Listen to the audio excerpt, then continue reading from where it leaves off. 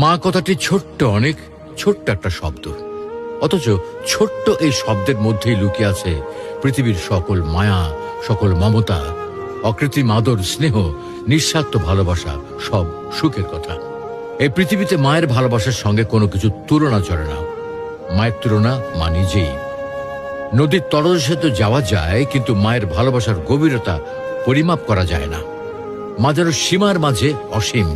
পৃথিবীতে তোমার হাজার হাজার বন্ধু বান্ধব, আত্মীয় স্বজন ও শুভাকাঙ্ক্ষী থাকবে, কিন্তু সবশেষে তুমি একজন মানুষকেই খুঁজে পাবে, যাকে তুমি শত আঘাত দেওয়ার পরেও সে শুধু তোমার ভবিষ্যৎ নিয়ে ভাববে, আর তিনি হলেন তোমার মা।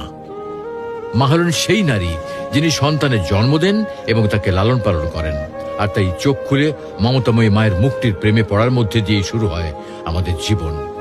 মায়ের ভালোবাসা সীমাহীন এবং নিঃশর্ত। পৃথিবীতে সবাই তোমাকে ভালোবাসতে পারে, কিন্তু সেই ভালোবাসার মাঝে যে কোনো না কোনো স্বার্থ থাকে। কারণ স্বার্থের পৃথিবীতে কেউ তোমাকে বিনা প্রয়োজনে ভালোবাসে না। অথচ একজন মানুষ আছেন যিনি কোনো প্রয়োজন ছাড়াই তোমাকে ভালোবাসে, তিনি হলেন তোমার মা। তাই তো আলেমগণ বলেন, মায়ের পায়ের নিচে সন্তানের বেহেশত।